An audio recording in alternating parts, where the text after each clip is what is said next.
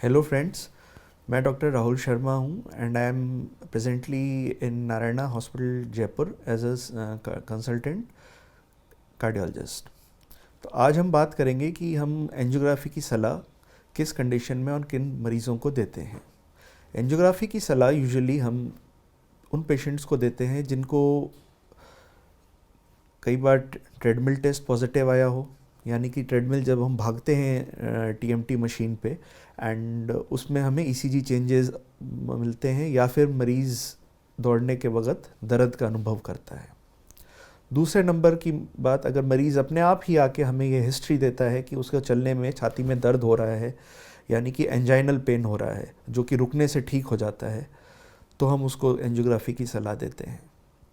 तीसरी, अगर उसका फैमिली हिस्ट्री है डायबिटीज़ की और वो चलने में हमें बताता है कि सांस फूल रही है और सांस उखड़ जाती है बहुत ज़्यादा, तो भी हम उसको कई बार एंजियोग्राफी की सलाह देते हैं। ये मोटी मोटी 3-4 चीज़ें होती हैं जब हमें एंजियोग्राफी की आवश्यकता पड़ सकती है। और चौथी होती है जो सबसे ज़रूरी है कि मान लीजिए मरीज़ को दिल का दौरा पड़ा हो, हार्ट अटैक हुआ हो, उस केस में तो वो अवश्यंभावी, इलेक्टिव नहीं, वो इमरजेंसी एंजियोग्राफी हो जाती है। तो इलेक्टिव एंजियोग्राफी हो गई और एक ये इमरजेंसी एंजियोग्राफी हो गई। इलेक्टिव एंजियोग्राफी के आजकल जो दायरे हैं उसमें अपने को खासकर नारायणा जयपुर में हमने एक डे केयर एंजियोग्राफी का पैकेज स्टार्ट किया है। डे केयर एंजियोग्राफी का मतलब ये होता है कि पेशेंट को हम एक एंजियोग्राफिक सूट में लेके आते हैं, उसका प्रिपरेशन होती है। 1.5-2 घंटे पहले से हम उसको मना करते हैं कुछ खान पान सामग्री न लेने से, एवं जो मॉर्निंग के मेडिकेशंस हैं अकॉर्डिंग टू द डॉक्टर, जैसे इंसुलिन वगैरह हुई या फिर बीपी की मेडिसिन्स हुई, एज़ पर डॉक्टर वो एडवाइज्ड होती हैं लेना या ना लेना।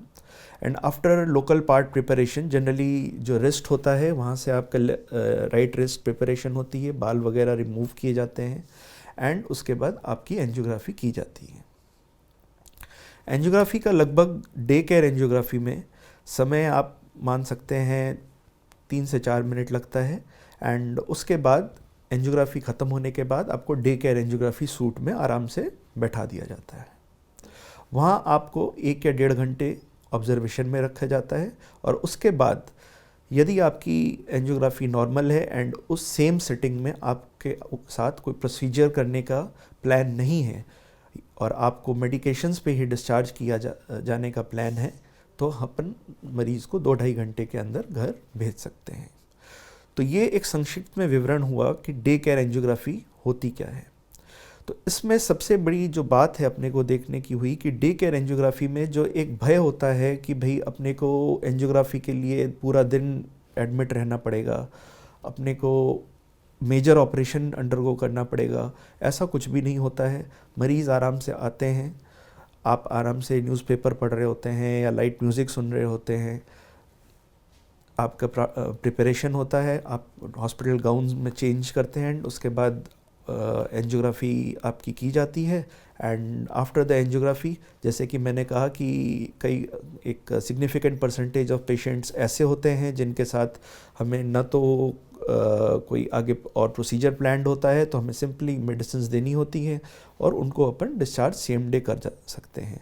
तो ये एंजियोग्राफी वाले जो सिग्निफिकेंट पेशेंट्स होते हैं इनको अपन डे केयर एंजियोग्राफी में ही कर सकते हैं। एंड इसमें मरीज़ के लिए भी सबसे बड़ा लाभ ये होता है कि एक फिजियोलॉजिकली एंड मेंटली भी उसको कोई ख़ास चैलेंज फेस करना नहीं पड़ता।